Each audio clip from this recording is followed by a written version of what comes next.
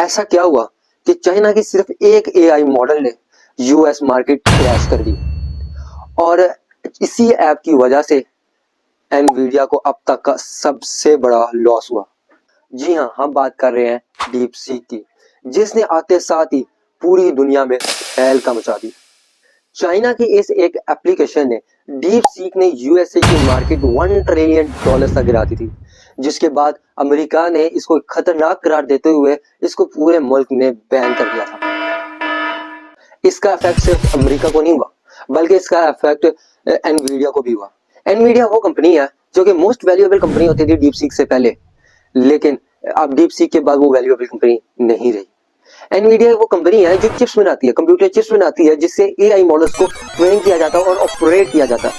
इनकी जदीद तरीन ये चिप्स बनाती हैं जिससे अमेरिका अपने एआई मॉडल्स में इस्तेमाल करता है अपने एआई मॉडल्स को ट्रेन और ऑपरेट करने के लिए।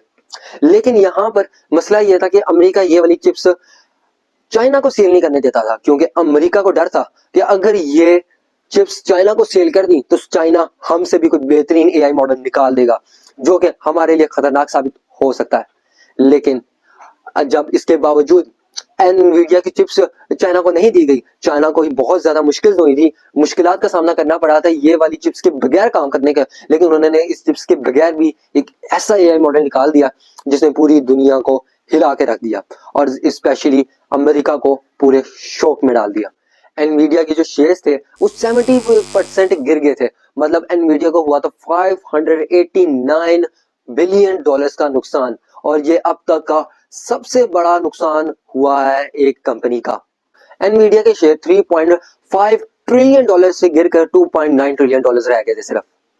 ओपन एआई O1 मॉडल जो है वो सबसे बेहतरीन मॉडल माना जाता था डीप सीक से पहले, लेकिन उसमें एक मसला ये था कि उसमें आपको पेड था, मतलब यहाँ तक कि आपको पैसे देने पड़ते थे उसको इस्तेमाल करने के लिए। 200 पर मंथ आपको देना पड़ता था, जबकि उसके बदले में डीप सीक जो था वो बिल्कुल फ्री था।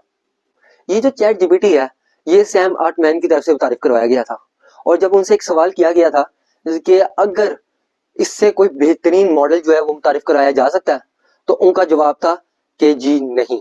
उनका जवाब था नहीं, क्योंकि उन्होंने कहा था कि अगर आप कोशिश कर सकते हैं लेकिन आप टोटली होपलेस होंगे। It's totally hopeless to compete with us on training foundation models you shouldn't try, and it's your job to like try anyway. लेकिन वो अब खुद होपलेस फील कर रहे होंगे। डीप सीक के लॉन्च होते ही एक हफ्ते के बाद ही DeepSeek most downloaded app बन गई थी यूएसए में, लेकिन यूएसए ने उसके बाद इस ऐप को मुकम्मल तौर पर बैन कर दिया था।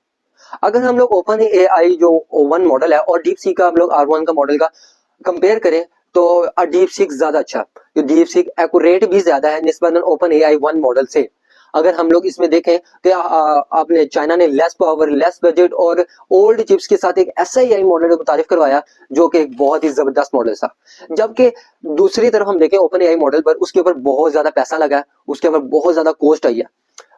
ओपन एआई O1 मॉडल की तकरीबन कॉस्ट आई है $100 मिलियन की, जबकि हम लोग इसका दूसरी तरफ देखें डीप सीक के ऊपर तो उसमें कॉस्ट आई है $5.6 मिलियन की, जो कि उन्होंने बहुत ही कम प्राइस में एक ऐसा एआई मॉडल तारीफ करवाया जो कि तमाम एआई मॉडल से बेहतरीन था और फ्री भी था, सबसे अच्छी बात। जबकि ओपन एआई 1 मॉडल जो है वो पर मंथ $200 चार्ज कर रहा था, और सिर्फ पर मंथ चार्ज कर रहा था आपको यूज करने के। अगर हम लोग इस डीप सीक R1 मॉडल में थोड़ा सा गौर करें तो ये बनाया गया है लियांग वेनफिंग की तरफ से। आप इनकी शक्ल गौर से देख लें, क्योंकि ये आपको सोशल मीडिया पे बहुत कम दिखाई देंगे। इनकी ज्यादा डिटेल्स भी सोशल मीडिया में मौजूद नहीं है, और ये अपनी लाइफ को ये बहुत ज्यादा पर्सनल रखते हैं। हम लोग देखें तो इन्होंने अपना डीप सीक मॉडल लॉन्च किया।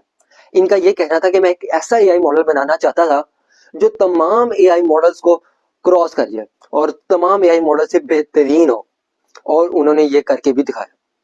और अगर हम लोग ओपन एआई O1 मॉडल को देखें तो वहां पर उन्होंने जो लोग हायर किए थे वो हायर किए थे 3500, और यहाँ पर अगर हम लोग देखें तो इन्होंने हायर किया सिर्फ 200 लोग, 200 लोग इन्होंने हायर करके एक ऐसा एआई मॉडल लॉन्च किया जिसने पूरी दुनिया को हिला के रख दिया। इस एआई मॉडल को बनाने के लिए चाइना ने इंजीनियर्स हायर नहीं किए, बल्कि उन्होंने चाइना की टॉप यूनिवर्सिटीज के जो पीएचडी स्टूडेंट्स हैं उनको हायर किया। ओपन एआई ने 3500 लोगों को हायर किया, जबकि डीप सीक ने सिर्फ 200 लोगों को हायर किया था।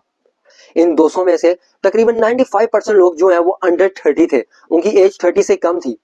डीप सीक जो है वो सिर्फ 2 साल और बहुत थोड़े से पैसे लगा के कुछ मिलियन ऑफ डॉलर्स लगा के उन्होंने एक ऐसा एआई मॉडल लॉन्च कर दिया जिन्होंने दुनिया को हैरान करके रख दिया। पहला जो एआई मॉडल था वो था चैट जीपीटी 3, जो पब्लिक के लिए लॉन्च किया गया था और वो लॉन्च किया गया था नवंबर 2022 में। उसके बाद एक और मॉडल लॉन्च किया गया जिसका नाम था चैट जीपीटी 4 और वो लॉन्च किया गया था मार्च 2023 में, जो कि चैट जीपीटी 3 से बेटर था। उसके बाद लॉन्च किया गया चैट जीपीटी 4o मॉडल, जो मई 2024 में लॉन्च किया गया था। और इसमें आप पिक्चर सेंड भी कर सकते हैं और कोई उसकी मॉडिफिकेशन चाहते थे, कुछ पिक्चर को मॉडिफाई करना चाहते थे, आप उसको वो बताकर वो भी मॉडिफाई कर सकते थे। उसके बाद लॉन्च किया गया ओपन एआई O1 मॉडल, जो सितंबर 2024 में लॉन्च किया गया था। और ये पहला ऐसा एक एआई मॉडल था जो चेन ऑफ थॉट पर डिपेंड था। मतलब चेन ऑफ थॉट मतलब वो सोच के आंसर देता था, वो अपने आप से काउंटर क्वेश्चन करता था, उसके बाद आपको जवाब देता था। वो पहले सोचता था कि मैं इससे ज्यादा अच्छा आंसर क्या हो सकता है और उसके बाद वो जवाब देता था। जैसे कि डीप सीक जो है वो भी एक चेन ऑफ थॉट जो है वो एक मॉडल ही है। वहां पर भी वो, अगर आप डीप सीक को देखें तो पहले सोचता है, वहां पर थिंकिंग आती है, वो इतनी देर थिंकिंग करता है और थिंकिंग करने के बाद वो उसके बाद एक बेहतरीन आंसर सोच के अब वो आपने बताता भी है कि मैं क्या सोच रहा हूँ, वो आपको सोच से बताता भी है मैं क्या सोच रहा हूँ। जबकि आप दूसरे मॉडल्स में देखें, चैट जीपीटी 3 में देखें, 4 में देखें, तो वो आपको सोचे बगैर आंसर दे देते हैं जो उनको सही लगता है। लेकिन यहाँ पर चेन ऑफ थॉट मॉडल में ऐसा बिल्कुल भी नहीं है। वो पहले सोचते हैं और यूजर के लिए देखते हैं कि सबसे ज्यादा बेस्ट आंसर कौन सा हो सकता है और वो आंसर वो यूजर को देते हैं। डीप सीक जो है वो आपको खुद भी बताता है और सर्च भी करता है, और मतलब कि यहाँ तक कि वो आपको सोचता भी है खुद भी और सर्च भी करता है वो सोशल मीडिया प्लेटफॉर्म से, और फिर वो आंसर आपको बेस्ट से बेस्ट देता है। आप वहां पर आप अगर उसको किसी किस्म की कोडिंग का भी कहेंगे तो वो आपको कोडिंग भी दे देता है। अगर आप उसको कहें कि मैं इस किस्म की वेबसाइट बनाना चाहता हूँ तो उसकी कोडिंग भी आपको वो प्रोवाइड कर देता है। लेकिन डीप सीक में एक खामी है, वो खामी ये है कि जब आप उससे कोई क्रिटिकल क्वेश्चन करते हैं, कुछ चाइना के मसाले की बात करते हैं या किसी और कोई क्रिटिकल क्वेश्चन करते हैं, तो वो उसका जवाब देता नहीं है, बल्कि कह देता है sorry this server is busy. वो इस किस्म का आपको आंसर देता है और उसका जवाब कुछ भी नहीं होता। मतलब कि उसकी जो बताया गया है, उसको जो ऑपरेट किया गया है, वो ये ट्रेन ही नहीं किया हुआ कि वो इसके जवाब दे। लेकिन अगर आप उसको अमेरिका के बारे में कोई सवाल जवाब करते हैं तो वो उसका आंसर आपको दे देता है। आप इसकी कोडिंग भी ले सकते हैं और इसकी कोडिंग जो है वो इस्तेमाल करके इसके जो रिस्ट्रिक्शंस हैं वो हटा के।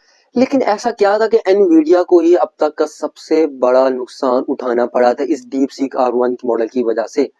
असल में डीप सीक की वजह से एनवीडिया को लॉस इसलिए हुआ क्योंकि वो अपनी चिप्स चाइना को नहीं सेल कर पा रही थी। चाइना ने बहुत थोड़े पैसे और अपने कम बजट के साथ और ओल्ड चिप्स के साथ एक डीप सीक R1 लॉन्च किया, और जिसकी वजह से ये बड़ा लॉस हुआ एनवीडिया को। और एनवीडिया को इतना बड़ा लॉस हुआ जो कि अब तक की हिस्ट्री में सबसे बड़ा लॉस है किसी कंपनी को एक दिन में। क्या आपने अभी तक डीप सीक को इंस्टॉल कर दिया या नहीं? अगर आपने नहीं किया तो जाके इंस्टॉल कर दें, वो बहुत बेनिफिट है।